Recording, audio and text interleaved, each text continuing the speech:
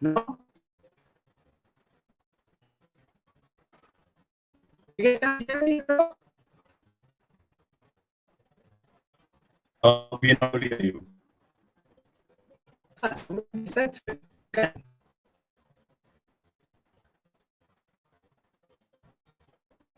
Hello.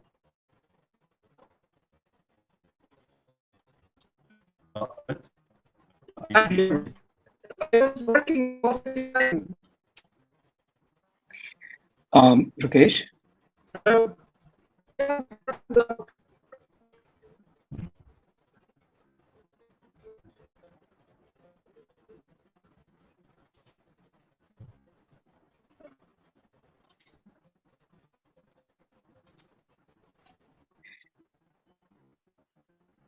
Sriram, am I audible?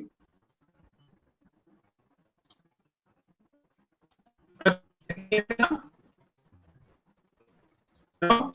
Nobody can. Yes, now I can. Now we can hear you. Yes. Okay. So I removed myself and came back in. Okay, good. That seems to be working. I don't hear Sriram. Sriram, you want to say something just to make sure audio check? No, I'm able to hear very clearly right now. Perfect. Okay. I think we are live now. Sorry about that, everyone. Rukesh Patel here. I'll be moderating the broadcast today, and I'm so pleased to have both Amit and Sriram join us from Fundly. Before we start, though, Amit and Sriram, do you want to just kind of quickly introduce yourself? Who wants to go first? One of you pick. Okay. Hi, my name is Amit Chawla, and I'm the founder of Fundly. We are essentially transforming the businesses of retailers and distributors by promoting sustainability and tech-enabled solutions. That means simplified credit, payment optimization, and B2B marketplace. Something about me, I have got around 20 years of experience in corporate finance, where I have worked both on asset and liability side, raised funds for numerous companies, and I'm a new father. Like, I have a son which is 3 months old, and thank you so much, and that's about me. Fantastic. Sriram? Yes, very good afternoon, everybody. Sriram, you're here. I've had 18 years of experience in banking and financial services. Spent a lot of time in terms of multiple startup projects, commenced business in retail and SME businesses across MNC banks, as well as Indian companies like Standard Chartered Bank, Barclays, and Aditya Birla Finance.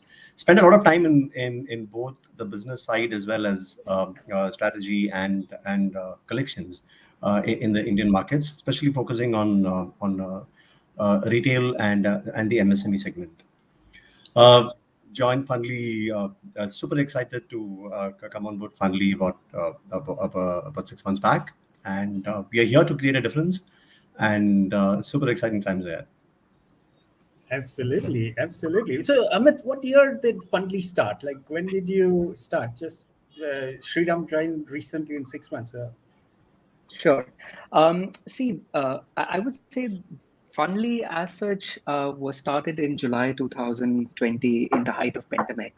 But obviously, the seeds were sown much earlier. And as we all understand, MSME is the backbone of India. There is a $400 billion credit gap over there. But still, only 16% of all the debt is being catered by the organized sector. MSME contribute 30% of the GDP. They employ 100 million people, but still they kind of largely depend on an unorganized segment, right? So and what I've seen that a lot of people are doing disruptive thing for MSME, trying to work around with solutions for financial inclusion. But I think one element which I, as my father was a retailer, which I observed being there in the shop, was of working capital, and I think that hasn't changed since I have kind of left my father's shop and had a stint of 20 years in the corporate finance in Wow. investment banking. Working Mm, capital is the bloodline of all the businesses, and that's where mm, we were mm. essentially kind of missing. And obviously, I'm not saying everything has remained the same since my childhood. Things have become far more complicated. Technology is playing a pervasive role. Those people who have been able to, harness technology, you see those guys growing. But the other set of people who have not been able to cope up, are the people which essentially we are talking about SMEs, which are left out, and the sharing the benefits have not been there, right? So the idea was to create a great value for SMEs, which we target. We thought about, if we talk about MSME, it's a large animal to be tamed. So why don't we essentially take up a specific segment, understand that, and work towards it? We understand the challenges in MSME. We thought about adding elements what we have learned in last 20 years, our experiences. We fused supply chain and MSME together to form Fundly, which is essentially not only helping MSME retailers and distributors to sustain, but also to thrive. Right, right. So I'm just thinking, like, how many, like, just for the listeners, like, how many MSMEs are there in India? Some kind of stats around that, and what are you targeting in terms of the target market there? Sure. So, Rukesh, there are around 63 million MSMEs in India. Hmm. And the retailers essentially forms around 26 million. So our target segment is 26 million. We have Right. started with pharmacies as a market, which essentially deals with both pharma and FMCG. There are around 900K pharmacies over there, with 99% being MSMEs, only 1% being organized. There are 65,000 distributors, which are also SMEs. So that's the segment what we are looking at. The current market Right. is $25 billion. It's going up to $65 billion in 2024. And if you actually look at the FMCG and pharma, which is the segment which we are looking at, that market in 4 years is going to be, as you just, $285 billion. Mm, mm. That's massive. That's massive. Um, what, like, the COVID has kind of come through, and I'm guessing largely it has impacted this space, right? The MSME space. How, like, you guys have some views around like how this is impacted in terms of India. No, absolutely. I think as I was speaking, there are numerous challenges which an MSME faces, right? From the start, from financing, and obviously, the pandemics like COVID-19, further worsens their situation, both in terms of providing them capital, or also providing the confidence for these smaller people to kind of grow, or even to sustain. In fact, I would consider what essentially what people were talking about, that technology and the large guys are going to sustain. What COVID has actually shown me the other way, that these small shops have been very resilient and have been able to and I would consider them as true heroes or true entrepreneurs, which have been able to fend for their logistics, fend for their lives, and working towards actually supplying the goods to the buildings who were quarantined when the entire lockdown was there. These people were actually handy over there. But yes, Mm. they in one side, the segment which we are dealing was quite robust, but there are SMEs who have essentially had a very bad impact, or had impact on them. And yes, COVID has resulted in a lot of unemployment for this. And in fact, over here, I would like to add, that's where Fundly is doing, right? Fundly is recognizing the current strength of the system and adding efficiency and thereby creating disruption rather than taking anyone out of the system, whether it's about retailer or distributor. So we are creating efficiency in the supply chain by And I think we have lost him. Sriram, you are still there. I'm guessing it's Amit who Yes, is gone. I'm there. Yes. Okay. Um, Okay. so Let me. you might want to take up from there, because I was just going to ask about Fundly and, like, how has Fundly kind of gone into this space, right? Yeah, I'll just take a Um, step back mm, and just talk about why Fundly. I mean, what made me join Fundly Absolutely. and what's the Yeah. story and the core story, right? Mhm. So after working in a corporate setup for almost 18 years, I've done varied roles, right from business to collections. Uh, I was realizing that I wasn't really, it wasn't bringing me cheer. Okay, I mean the money was good, but it just wasn't enough, right? When okay, my son is into tennis, and he was aspiring to be to go full, all the way in terms of becoming a pro. He's just turned about 14 now. Mm. But it gave me a time that, okay, I had to take him for tournaments. I saw this was in 2019 where I said that, okay, enough is enough. Let me take a break. Let me get a grip in terms of what I was doing and probably think Right. about it. So what I did, I started taking up a few consulting assignments with a few fintech companies to kind of help them manage the collections piece. That's when I started interacting with Amit. Started talking a lot about how Fundly should come in. I still wasn't completely convinced. Mhm. Okay. Mm, At the mm, same time, COVID happened. When COVID happened, there were a lot of bad news all around. We lost people whom we knew we could actually put names to it. While I was working on multiple ideas, I realized that, and Amit and I had been chatting on the Fundly. I loved the idea. I still had certain apprehensions. Like, why one segment with the product sell? Is it scalable? How different are we going to be? I realized mm. that the best way to get answers to actually go to the market and see. And we had for some reason best known to Amit, he had chosen Chennai as a location. I hail from Chennai, Mm. so it kind of dragged me to this. I said, let me go with Amit and let's see proof the pudding in the eating, right? So let's go and see what happens in Chennai. So Mm. I go with Amit. Amit couldn't speak a word of Tamil, okay, Huh. and Huh. the retailers in Chennai wouldn't speak a word of Hindi, right? So it was That's very true. funny the kind of conversation which was happening between Amit and the retailers. Mm, I could obviously, with my understanding, and I could speak Tamil very mm. fluently. So I was able to get in and start talking, and I was super confident. I mean, we knew that we at that particular point of time thought that we had a killer product at hand. So I go Right. to on day number one, I go to one of the retailers in Chennai, and I just get in there. I announce that I've come from Funby, I've come from Bombay, but I can speak Tamil, and you know what? We are a fintech. The moment Huh. I said we are a fintech, all I got a response was a big condescending frown from the retailer. Oh, seriously. Right? Huh? It's Mhm. I was expecting that I'll be treated like a king. That's the That mistrust. I'm here to save him. I'm here to make his life better, and Huh. at least I thought he'll at least offer me a seat and discuss with me. But I just got a cold shoulder, right? And a snap saying he just mentioned in Tamil, which was like, just tell me whatever you have to say in 2 minutes, and I don't have all day. And he said this in chaste Tamil. Okay, so I just Why took is it as that? Why is that, Sriram? a Is that because of the mistrust that you see in the system, or? yes. So I was slightly taken aback initially, and I Mm, thought, okay, let me. I probably thought he was not in a great mood that particular morning. I said, mm, sir, do I come back later? Can I fix an appointment? I just wanted him to feel important, so that I kind of understand what's his angst, right? mm, I realized mm. I spent about 3-4 minutes. I realized the time was good. I again came back the next day.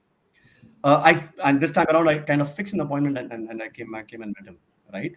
The next time I came and met him, he kind of heard me because he realized that, okay, this guy's come from Bombay. He's coming and meeting me for the second time. Okay, he's not being very pushy, but let me hear him out. So Mm. then I kind of made a pitch in terms of what Fundly is going to what typically would be the issues that he as a retailer would be facing, and Mm. with our earlier research that we've done with a few hundred retailers before we even went to the Chennai market, that kind of helped us. Then he was able to kind of resonate to it. And eventually we said, okay, the agreement was that he'll start using one particular transaction with a rule that if he's not happy, and I will not going to put a step again in the shop again. I agree to it. We did that. he came out smiling the next day. The third visit when I went, I saw a big flash smile, which typically he reserves for all his long-standing customers. Okay, and that particular moment, okay, for me personally speaking, that was a moment where I said, okay, this is something which I want to do. All right, I know it could be a very small thing, but it kind of deeply hit me that this is something where I can actually add value to somebody's life. Right, at the same time, it's a solid business proposition. We can scale it. And this, we are talking about customers who are much on the underbanked segment, right? So this was my the moment where I said, hey, fundies will go ahead. Absolutely. Absolutely. I guess, Amit, you dropped out there, and Yes. Sriram kind of picked up on that. But look, I'm thinking, can you operationally describe the way I kind of see, as I kind of read up on Fundly, is you guys are exploiting the pricing gap, right? Which is like the unstoppable trend, right? All the distributors and everybody kind of going out, and the manufacturers are trying to directly connect with the end customer, right? So you want to just briefly describe the operations as to what you are doing, how does it work, how does it operate? Sure. No, that's a brilliant question. Rakesh, and I would take a few minutes to answer this. And if you, so in my earlier conversation, I mentioned that we had actually fused the supply chain and MSME together to form, a product where the product essentially is not an anchor-led model, which in normal circumstances in a supply chain, an anchor-led model is an OEM or the manufacturer. Over here, with the immense data what we have, we were taking a call on retailer and making payments to the distributor, and distributor was making payments to the manufacturer. In a supply chain, you have multi-level distribution systems. So you have a manufacturer, you have CNF, you have super distributor, you have distributor, and you have retailer who is essentially connected to the end consumer. And the retailer here is the shopkeeper, right? It's effectively the MSME shopkeeper. Absolutely. Now, what happens is that distributor essentially buys in bulk from these manufacturer and sells in piecemeal to these shopkeepers. He buys, he pays early, maybe sometimes in cash or in advance to the manufacturers, but has to give credit to these guys. So this guy essentially has got a lot of working capital issue. He doesn't have, security because it's a trading organization. He doesn't have any collateral. He doesn't have great financials to kind of talk about and get from the bank. So he gets funding, but maybe not an optimum which is required by him, right? It's at the end of the day, it's a trading business. A retailer didn't have an accessibility. Even if a lot of fintechs are providing them finances, it's like a personal loan, which is amortization loan, right? So that means you pay, but you have to kind of repay him over a period of time. So your business is growing, you need more money, but the amount to be repaid is essentially kind of going down, right? So we essentially, and both of this segment is highly fragmented, away from the manufacturers, so left them to fend themselves. These are, as I mentioned, are majorly MSMEs, so essentially don't have a great financial background, and that's where the segment where we essentially chose as this is there. Once we essentially strengthens the least bankable or underbanked guy, it essentially helps in the entire workflow up, right? So he can make payments to the distributors on timely basis. The distributor then makes payment to the manufacturer, and manufacturer can then make payment to the suppliers, and it's an entire cycle. It's an ecosystem approach which is there, right? So in simple words, we make timely payments on behalf of retailer to the distributor, and we also have a B2B marketplace where distributors can offer discounted products to the retailers, and retailers can come over here. It's a tech platform what we have built. So essentially, we are not just helping these MSMEs or the shopkeepers to just survive. It's about thriving also, right? So that's what we are doing. Right, absolutely. So effectively, if I understand, you're paying the distributor on behalf of the retailer, and then the retailer then pays you back. Yes. Right. Absolutely. And so you're giving so we are talking about fintech here in the lending space. Yes. Okay. Absolutely. Right. And the retailer then pays you interest and stuff like that. Is it treated like a normal Yes. loan? No. So essentially, this is where we did our innovation. What we did is essentially understood the requirement. So when we started building the product, or the best part was that, as per Eric Ries, we essentially worked on the lean methodology. We thought something and we went to the customers, started working on those aspects, right? So we have essentially iterated ourselves multiple point of time as per the consumer needs, and that's where we are. We have now 600 retailers and 5 distributors. We have grown 13x. So we have done that. Now, what and why did we essentially grow? Was essentially we were able to access the market, give an accessibility to the retailer, because we had data set, a huge amount of data set which was coming to us. We were able to kind of customize the product, which essentially helps him to kind of increase his efficiency, and it was convenient for him in terms of his usability. That is, it was an applet.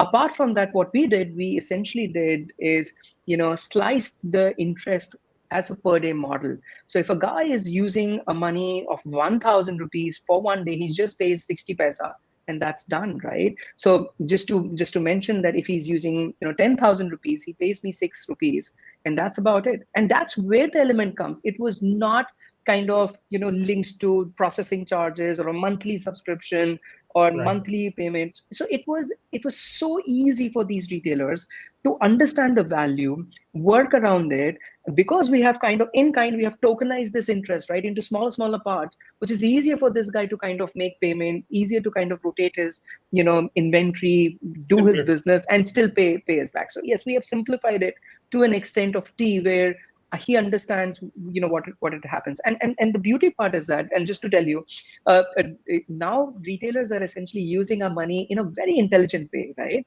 So we have distributors, and a part of the money he can use it for himself also. So he's using this part of money to kind of get extra discounts from distributors by paying them early. As you rightly understand, a discount is essentially based on two elements: the timely payment and the quantum of amount which you're buying. So he's able to do these things on the basis of Fundly, get huge amount of discount, and for him then paying on a daily basis doesn't really bother him. So it's about integration kind of a thing, right? It's just not about I want my money back and that's about it. I don't understand my client. It's about understanding the need of the client, making a solution accordingly. That's just, I mean, this is just brilliant. I mean, I think, if I think about it, you spoke about this earlier when you were talking about MSME, which is, solving for their working capital needs, right? And this effectively is what is helping the country itself grow, right? The movement of money, the revolve of money, and money available when I need it, because I can do business, but where do I find that capital for me to be able to do that business? And that's exactly the problem space you're solving. And I'm guessing, what are the cities like? Do you go deep into the rural India? Do you go, like, you talked about Chennai? Like, what is your plan? What is that looking like for you? The good part is that, Rukesh, the distributors and retailers we are working, they are now spreading a voice for us. So a distributor in Chennai has kind of referred to Madurai, to Coimbatore, and that's how the market is opening up for us. Our idea is essentially to kind of go to 30 cities, both hub and spoke model. Hub means the larger cities, the tier 1, and spoke means the tier 2, tier 3, tier 4 cities. So our point is that this product essentially works for everyone, whether he's a high discount client, whether he's a person who doesn't get a discount. It actually works brilliantly for us. And we have created our products, different products, to suit their need. So our idea is to kind of go deeper in the city of Chennai, and simultaneously go to towns like Kanjivaram, which is a tier 4 town, to Coimbatore, to Bombay, to Pune, to Hyderabad, to Bangalore, because we see an ample amount of opportunity. The need is there, right? It's just about how do we essentially solve that need for them, and how fast we can do it. That's the point. Right. I want to jump into the technology, but I want to wait, because I'm really enjoying this, and I've got a lot more questions for you around that. As you are see, the survival of a lending, and I've got a little bit of lending background as well, Sure. is around controlling the default rates, right? Yes. So how do you manage that, and how do you manage delinquency around that, or do you see it or do you not? Like, because if you look at the Amazon, the supply chain, or if you look at the Ola, Uber kind of supply chain, where the person who is taking a loan can't really escape, right? Uh, and then there is the unsecured lending where you got much more pain, right? So how are you guys insulating yourself through these? Shriram, do you want to Yeah, answer this? sure. Yeah, anybody, like, Uh, yeah, sorry, yeah. Rukesh, what happens is in our model, okay, typically how things work is we have a super robust early warning system. Okay, and how it Mhm. happens is, so I type with my distributor. My distributor gives me shares me data about the retailer's purchase and repayment patterns for the previous 12, 18 months, right? Right. That's prior to onboarding, right? And typically, Mhm. just to give a sense in terms of how things play out, uh, a retailer deals with about 6, 7 distributors on an average. A Mhm. distributor would Mhm. be supplying to about 2,000, 2,500 retailers in a particular territory. Right. Okay, that's how. So nobody is exclusive over here. But at the Ah, same time, I mean, I just want to give a sense to the audience in terms of how this particular segment works like. Okay. right. So what happens? So initially, I tie up with distributor A.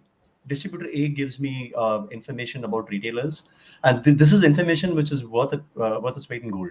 It's much better for me as a risk personnel than even what a bureau can throw up, right? Right. Because A, I get the business transactions which is there for the last 12, 18 months. And apart from that, after we go live, after we start lending, we still have continuous information in terms of weekly purchase patterns and repayments, because it's not that our retailers are going to use our limit for 100% of their credit working capital limit, right? Right. So they are going to make some payments directly to the distributor, and it Yeah. goes on that particular way. So what typically happens is we give extra 30 days to 60 days credit period, depending on the convenience of the retailer. And even before, I mean, historically speaking, for most lending institutions, the first trigger happens to be your days past due. Okay, the moment the guy Yeah, stops I get paying, that, but I'm not, like, I know, like, a lot of this would be very sensitive as well, so I don't want to delve Yeah. into a lot No, of that. But so I just want, in like, short, you're managing that. Yeah, I'm just looking at a high yes. level So observation. essentially, we have an ecosystem play, right? It's an integrated approach. We Right. have good amount of data of a retailer, Mm. and we essentially give a Absolutely, that's what I was pre-approved. looking for. Yeah. Yes, yeah. So we give pre-approved loans to these guys. So essentially, before we go on to retailers, we understand we can figure out what kind of person is he. We are just not building our capabilities on whether this guy is going to make me payment. We are also Mm. finding out the intent, and there's where our algorithm comes in play. We essentially Absolutely. work on both transactional and non-transactional data.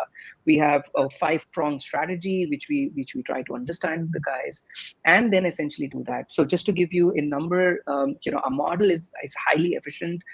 We are able to give short-term loans, churn that money faster. The retailer essentially has a huge amount of stickiness with us. 90% of the transactions happen with the existing set of retailers. So that's the kind of stickiness approach. So we Absolutely. essentially, are following a digital Swiss knife approach, right? That, That's right. that's how we are able to serve the local needs of the client better than our competition. We have ocean of information on the borrowers, and that's how we are building tailor-made solutions in credit and beyond. So we establish a Absolutely. relationship and have multiple, prongs, which kind of work for us. Fantastic. It's absolutely fantastic. And as we get into technology, I want you to talk about how you're solving some of these data and other problems. But I've got one more question before I jump in there. Amit, I picked on earlier, which was, um, you went to the market and then you iterated through, right? So a lot of the listeners who are here, you know, like, I believe there is a huge, you know like, how do you be continuously adaptable to the market space? And this is something that is very relevant, right, to most people. Even if you are working anywhere, it doesn't really matter. You want to share some insights around that, where, what you were originally thinking, how did that change and evolve to what you are doing now? Maybe it's totally different. Is it totally different, or is it same as what your initial thought process was? Or Amit, I think we No, should talk about how our experiences when we went to Chennai and some of the feedback which came in from it. I think let me take a step back. Okay, I think it is important to kind of visualize what is the challenge before we understand what kind of impact we are able to bring to our customers. We first need to. I think it's important for us to understand what kind of challenges our retailers are kind of facing, right? So before I can narrate a couple of instances which have happened, I just want people on the audience to just close your eyes and visualize what happens at your neighborhood pharmacist. I mean, I'm sure you guys, I mean, all of you would be knowing these pharmacists and their employees by name, right? Let's just take a second, take a minute to understand what kind of goes through, right? It's probably 100 square feet shop. There might be one or two employees, two young boys and girls, early 20s perhaps, catering to customers who are kind of handing out their prescriptions. The front counter is kind of packed with anything but medicines. You have chocolates, you have cough syrups, you have Sure. Vicks, Like cross-selling everything. you'll have everything else but medicines. All the medicines are in the back counters, right? You'll have less affluent customers coming in asking the pharmacist saying, I'm having fever, I'm having cold, I'm having body pain, can you recommend some medicines? There's no prescription, right? Uh, Senior staff will be kind of scribbling notes in a diary, which just talks about what kind of medicines have been sold in the day, what kind of reorder that the shop requires, in a language that is super cryptic. Even if you can see it, you'll not be able to understand what he or she is writing. You can hear the boy manning the counter recommend medicines which are not there in the prescription, but which are with amazing level of confidence. Can you picture this? And you see the owner who's kind of sitting behind the desk. Either he's looking at his diary with a lot of he's, or he's looking at a monitor. He just turns around when he spots the regular customers who come up to talk about how the health is, how the medicines work. Sriram, your voice is going. I don't think we are able to hear there. Is it better now? Not really. I think your video is confusing as well. Yeah. Rukesh, am I audible? Yes, you are. You're looking bright and sharp. Great. So I'll take. Okay, Sriram is back. Yes, great. Yeah. So can you imagine this? Is it better now, Amit? Am I audible? Yes, it is. It is better. Okay. So all this happens. I mean, you've seen this happening before, right? But I'll tell you what. Beneath the smiling owner, who's sitting over there, there's a sea of chaos. Okay. What happens is, I mean, after visiting close to about 380 customers in Chennai, I realized this. These problems are very common. The guy opened the shop in the morning. He'll have to run to the bank with cash. Why? He's got about 6 PDCs hitting his account on that morning, right? And what PDCs are these? These are PDCs, a post-dated check. These are check instruments which he has given about 30 days prior, or 21 days prior, or 60 days prior, depending on the kind of credit limit he enjoys. There are a queue of, he has to run to the bank to deposit the cash so that, before the PDC hits, the account is adequately funded so that the instrument doesn't bounce. Then there is a sea of sales reps of various distributors and manufacturers who keep coming and selling new products to them. He calls up the distributor because in case there is a return on his instrument, there's a system lock. What's a system lock? It basically prevents the retailer from placing any fresh orders, okay, till he clears the previous dues, right? He running short of cash. He has to call up his private money lender or his resources, who will in turn give him cash at exorbitant rates, which again he has to go back and kind of pay within the stipulated time period. He's facing pressure because there is MedPlus, there is a Pharmacy, there are new counters which is coming opposite to his shop, and his regular customers are going away, right? Many customers during COVID, old customers who give regular business, which contributes about 30-40% of the normal business, many people have lost their lives during COVID, and that's a huge dent on their business, right? It isn't easy. It isn't easy and most importantly, he's also dealing with manpower issues. His staff is falling sick. They're not getting replacements. People don't want to work in a pharmacy. They're better off working with a Swiggy or something like that. So there are plethora of challenges which our retailer is currently facing. right? That's why we went with this. Okay, we realized that okay, he's got about 10 problems. We are able to give solutions for about top 3 or 4, right? Top two is one is he's having an issue with his margins, and second is he's having an issue with in terms of managing cash, right? Managing money on the bank at the right time, right? Ensuring that his cost of borrowing comes down. Most importantly, he gets credit in the form and shape which he actually wants. Okay, today he's forced to take something which is inconvenient to him because there is no other choice that he has, right? So typically, when a retailer bounces an instrument because he doesn't have funds on a day, he ends up repaying in a week's time. So essentially, he requires money for a week, but he ends up paying interest for a month or a year. Right? And in terms of sheer charges, right? I mean, you bounce an instrument.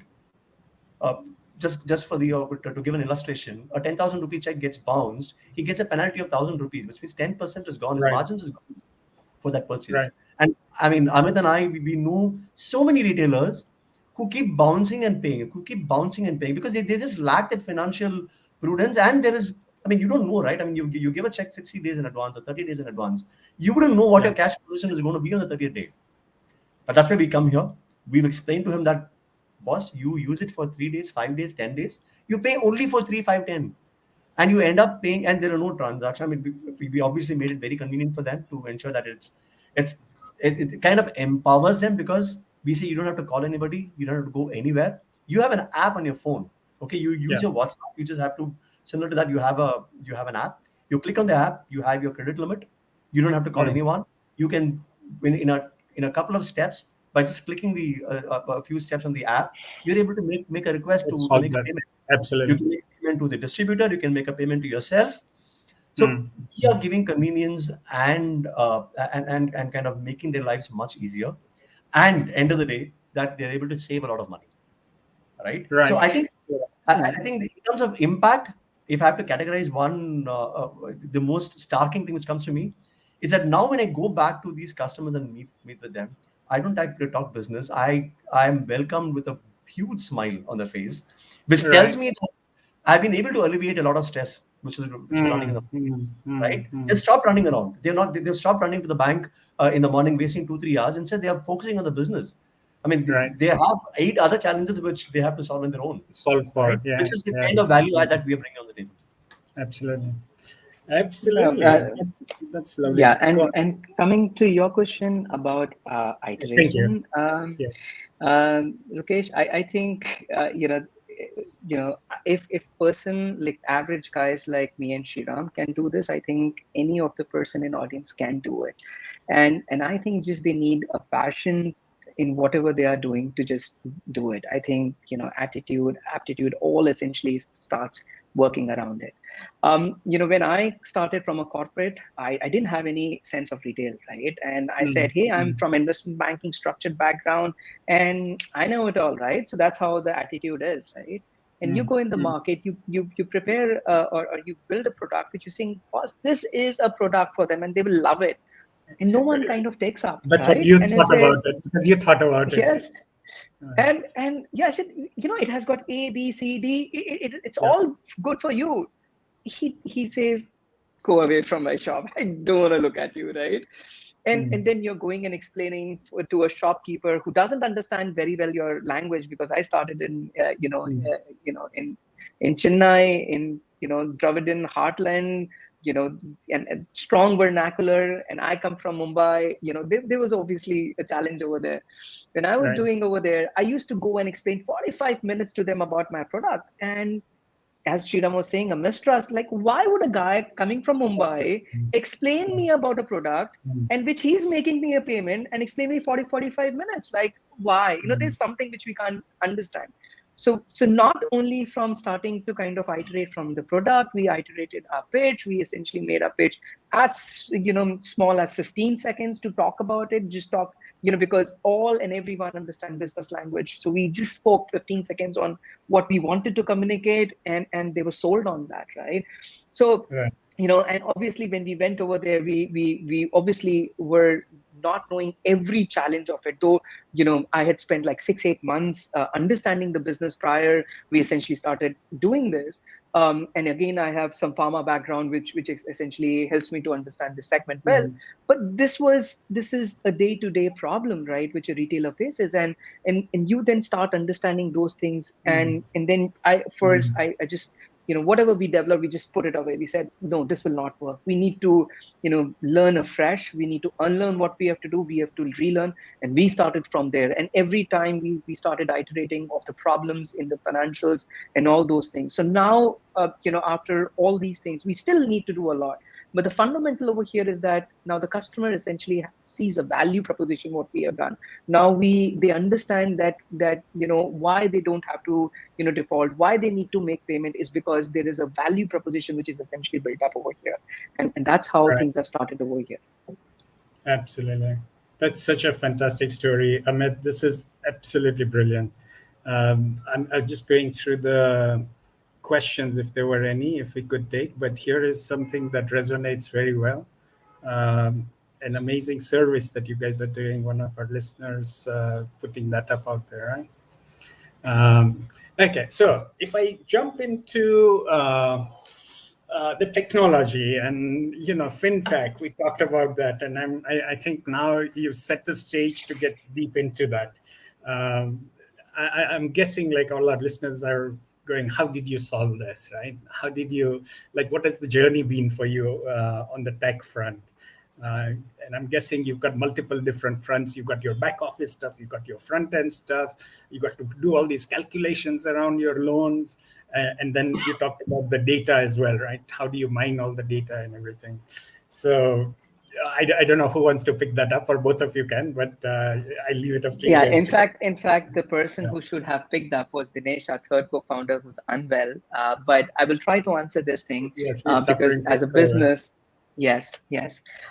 So Rukesh, you knew me from the starting, right? You know how I kind of was struggling on all those matters, whether it's about operational, whether it's about tech, whether it's about business, whether it's about money to be lent. All of those fundamentals were actually playing role. But at the end of the day, we knew there are few fundamentals which will essentially help us grow.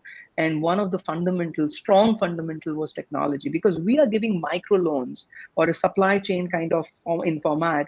We're giving microloans. Now that is impossible or impractical for the guys to essentially, not be on the tech. And even if you have to scale, you have to give reports to the clients, you have to be transparent, you need to reach out to those tier 3, tier 4, tier 5, you need to have a strong tech, right?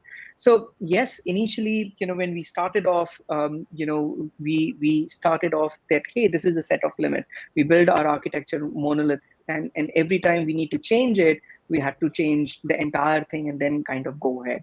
Slowly and steadily, we started understanding. Our app essentially was, a mixture of LOS, LMS, loan management system, loan origination system, and all those things were just plugged into one, which was great because it works, but it was bad because we were not able to make changes in that, right? And that's how now we are essentially going with microservices, changing into a loose architecture. We would have a separate app, we would have separate LOS and LMS. And essentially that's where, we are, the LMS piece, we are essentially, trying to solve with an open source platform or Finerac is that's what we are trying to do now.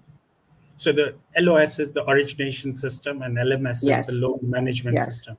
Yes, right. And essentially when we and because for any kind of lending, LMS or loan management system becomes a heart, right? And we tried to kind of solve this issue while we were, you went into the market to understand what are the products available where we essentially can, which can help us in elevating our problem. So we went to, multiple, things. There were some commercial off-the-shelf platforms, there was SaaS, then there was a concept of build your own and open source, so all of those things. Now the challenge with the SaaS was that, hey, while you can go to the market very soon, but the challenge was that it was rigid. You can't make disruptions because of that, and that essentially means you're paying high opportunity cost for any change of request, right? You would essentially you're not able to configure these, or are there SaaS providers that you found that could do something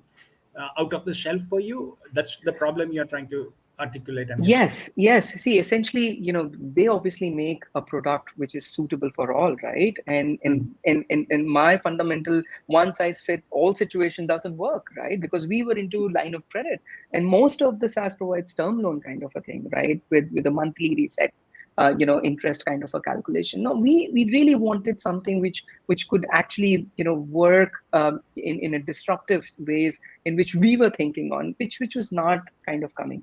And also when we were talking about build your own, it was a high cost development, we needed lots of expertise, long development cycle and all, so that was a thing. Then when we were talking to a couple of SaaS people, we realized that these people are on FinRack.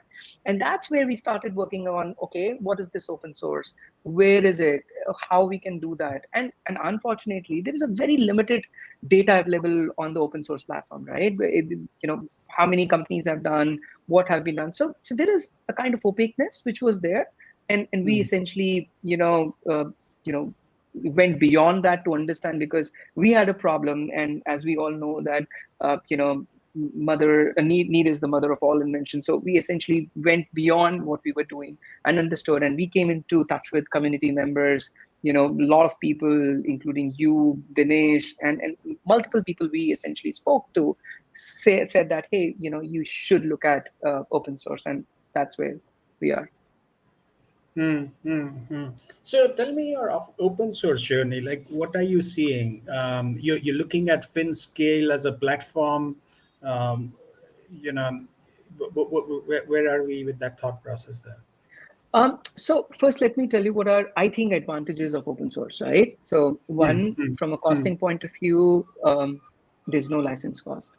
Right. You don't have any barrier of adoption, right? There's no vendor lock-in. And these are all the problems which actually I faced, working on the SaaS on this thing. There is ability to retain your IP. And it's flexible. At the end of the day, business means flexibility, how you can serve the customers, right? And this is the thing. And plus, and a community which essentially helps you grow, right? So all those things. Now, when we essentially looked at it, we looked at, Apache, FinRack, and, which is an open source. And obviously FinScale, has been, working closely with this. And, so over there, we found that, we can easily deploy our requirement over that model. It can be integrated with our system. It's an extensive social and financial reporting mechanisms are there. We can build microservices. So all of those things essentially was there. And essentially we were exposed to FinRack because we partnered with Mueller's Foundation on the Serenity partner program, which is fostering ecosystem to provide to promote open source engineering. And so that's the next step. Yes. Right. So look, that's an amazing story actually. And earlier in my career as well, when I was in the lending space, we were looking at networks, and that whole space has kind of gone. Rakesh, Rakesh, can't hear you. Yeah, No. I can. Can you hear me now? Still you are breaking. You can see the video I'm missing. Sorry, can't.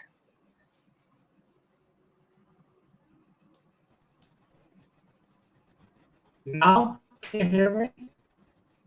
Better, but still your voice is cracking. But we still can make we can hear.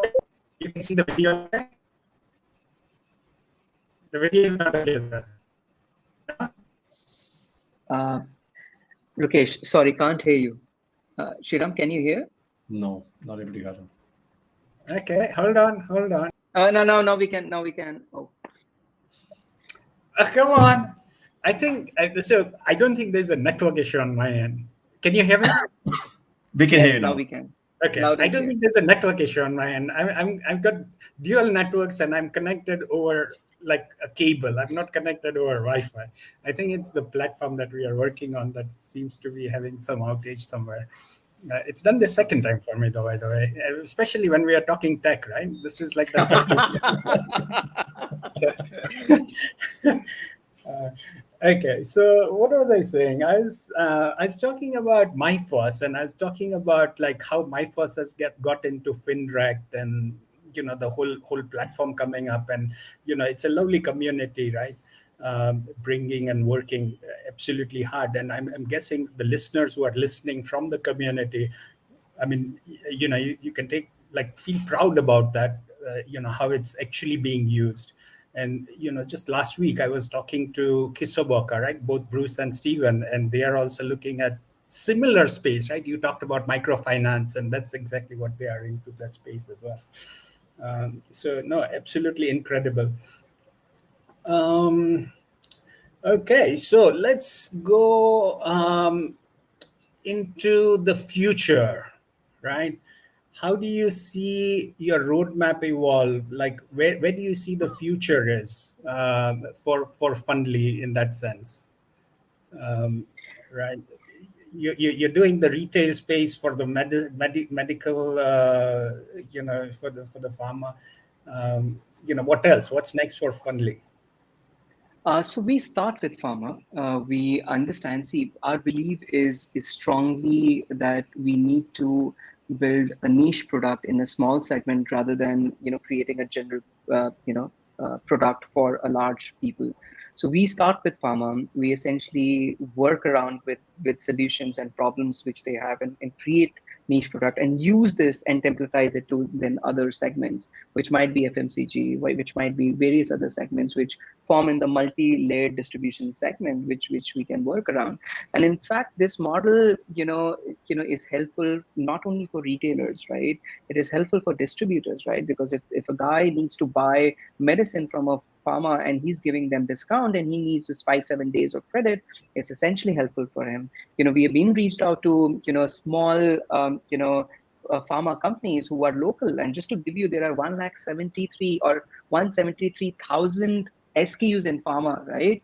And very localized kind of a thing, right? These people have started reaching out to us and saying, hey, how we can reach out to the customers, how we can, customers means retailer, how we can reach out to them in a more efficient way. So I think the journey starts over here, and there are multiple ways where we can grow. We can go in depth in pharma with distributors, manufacturers taking the entire this, or we can essentially work around with multiple retailers from multiple segments and all. So we are keeping this plan open, because if for next 1 to 2 years we want to be in pharma where we are entrenched in, we want to kind of go and deep dive into it and work more with these guys. Our idea is that next 3-4 years we should have 50,000 to 1 lakh pharmacies who essentially we work with, we essentially impact and work with them to make them more scalable. Absolutely. Just to put some numbers, Rukesh, we have about Yes, 9 please. lakh. Am I audible? Yeah, you are. Absolutely. Go I on. think just to put some numbers, we have close to about 9 lakh retailers, pharmacists in India, right? So while Amit was talking about 50,000 to 1 lakh, I mean, even if you talk about the top 30 locations with the hub and spokes put together, we're talking about 2.5 lakh retail outlets, right? There's so much of work to be done within the pharma space. So we believe that the future is that we kind of entrench deeply into the pharma space, give solutions at various stakeholders in terms of giving them products which is going to really help them make their life much easier. Right today, I think that's the biggest gap. We have lenders who Right. come and give products which suits them, right? I mean, you have loans and all this stuff. So the example which Amit was saying was a product which came out after we went to the market for the retailers. We had small distributors who came back and said, "We need funding for 5 days. You're giving to the retailers." And I do. I'm Yes, as banned. well. I don't have this kind of a product, so please give it to me. So these kind of opportunities will keep throwing up, and there is a lot of work that needs to be done in pharma. And yes, a natural extension is going to be on FMCG, because most of the pharmacists in any case they have FMCG SKUs, right? I mean, Yeah. they do sell shampoos and soaps and Yeah. toothpaste. So that is going to happen, right? Yeah. So that's where we see the I future think in the terms of. challenge. Yeah, I think the challenge for you is, do you go and expand into the niche that you've established and go deep into, all parts of India, as opposed to divert into another, um, like something different, because that you'll have to crack FMCG as well, right? So, See, the point over here, see, whatever opportunity, and we are going to be very nimble, right? Whatever opportunity we are doing, what we are doing, we are establishing deep relationships with credit. And then we're going to work around, giving solutions on various requirements of a business, right? And that's where we essentially feel very comfortable, right, in working with this, right? Because absolutely. if you are essentially, making retailers or distributors' life easy, we are always going to be at the top of his mind, that hey, if I need to have challenges, I need to go to Amit, or need to go to Sriram, need to go to Fundly, and that's where we would see our value addition coming in. So yes, we went into credit. We are now partnering with these guys to help them get more discounts. We are building an B2B marketplace for them to kind of transact. Maybe in future we're gonna help ERPs and all those things. So if we actually look at, we'll we more so look as an integrated play with the retailers, and that's where we are now. Whether we remain in pharma or we actually go other, I don't think the problem statement is very, very different in other things. We might have to make some changes, but yeah, we are ready to do that. Absolutely. Now, very well said, guys. Look, very well said. I'm going to see very quickly if we have got any questions in the chat. Um, I think all platforms chat conversations come through. Um, okay, I'm seeing a lot of congratulations. Everybody loves your thing, is generally how I'm reading it. So it's Thank connecting you. well with everything that you're doing. So, if I'm looking, like, the listeners who are listening to us, if they want to connect with you, if they want to know more about this, how do they get in touch? So we have a website, funly.ai, where they can see what we have done. They can reach out to me on our email, which is which I can text it over here, and I think your more than LinkedIn. happy to kind of, yes, on the LinkedIn, yes. Fantastic, brilliant. And look, I'm extremely thrilled to have you here today. I mean, the stuff that you're doing, impactful stuff, participating in the financial inclusion, your entrepreneurship, Amit, it's like absolutely brilliant. I know you make it sound simple, as in anybody can do it. Now, I guess there is a little bit of a twist there, right? Because I listen, I'm a big fan of Shark Tank, and the Big Dan and stuff, right?